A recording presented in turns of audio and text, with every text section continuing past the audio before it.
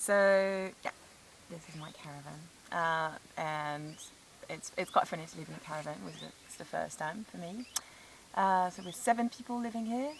We share the house. This is like in a common area, and we all sleep in caravans, some in tents and some in trees.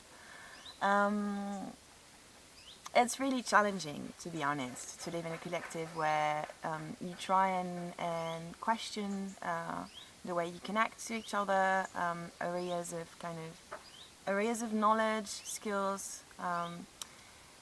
You question gender, kind of, how do you say that? How we relate gender-wise. For instance, we are doing a lot of works at home, like we're renovating part of the house, and this is getting us to situations where we have to question why some of us are getting more involved, why some of us are considered more legitimate, and so it's really challenging, and it's amazing also to see how we kind of move on with that and go through that whilst communicating a lot.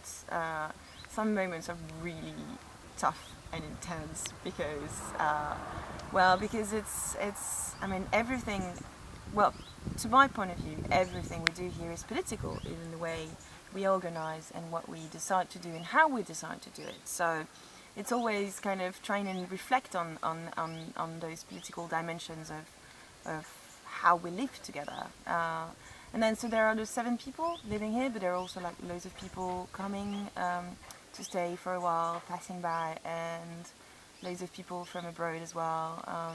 So that's a lot of energy. And I think one of the maybe political dimensions that I had under-politicized before I moved here is all the emotional work it takes to have so many people living together, and how can you make being here a political experience, as in I come here, I come to help and participate, and what does it mean to be autonomous? So the house, I live here constantly, but the house isn't mine, it's squatted, and it's squatted for a clear purpose.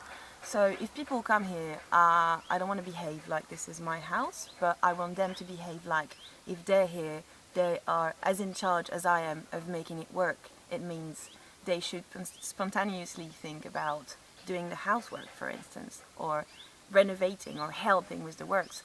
And sometimes it works perfectly because people have had that experience before, and sometimes you have to tell them, you have to explain it a few times, and then that's when it makes it a political experience and some kind of maybe a political education, even if I don't like the word education.